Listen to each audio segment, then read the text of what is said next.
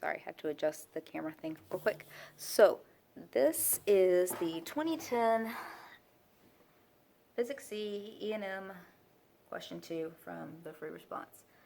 And I drew the circuit here. I did the capacitors in pink. I did like the wiring and battery in yellow. And I did your resistors in green, just to kind of make it a little bit easier to see.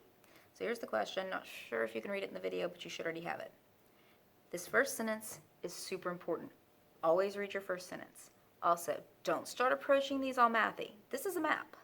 Picture how you would act it out with what crazy thing I would have you do in class. Think about how we filled up the capacitors when I opened up the door and you had the little Easter egg things and you filled up all the chairs.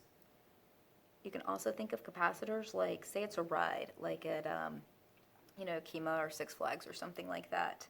And so, like, people keep going into the ride till it's filled up, then the line stops until the next, round of it.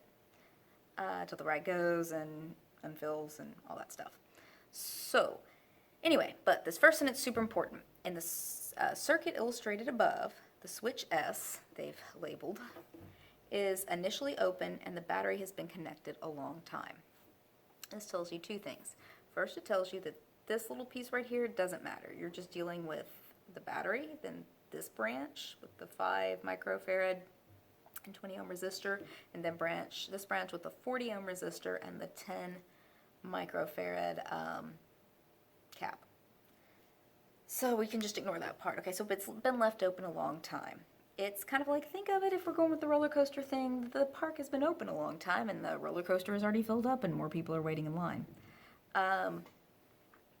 Anyway, but what's going to happen with this is once these two things have filled up, notice something. There's like 2, maybe 3 loops in this.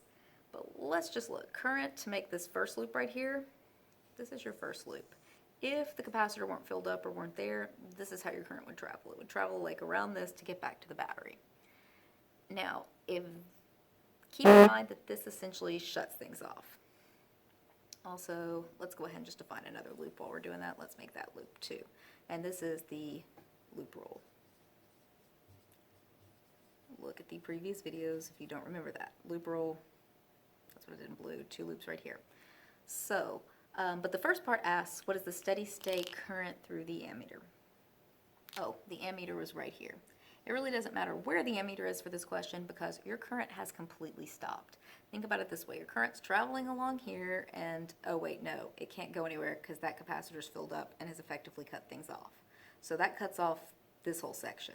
It's just like this first loop 1. Make it loop 1, loop 2.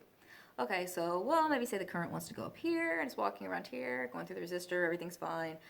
Nope, that line stopped too. So like the whole system is just like at a standstill. So that means that for part A, your current is 0. And people want to do a whole lot of fancy math stuff there. You just need to see what's going on in this circuit. So that's part A and kind of setting up the 2010 question 2 on AP Physics free response E&M.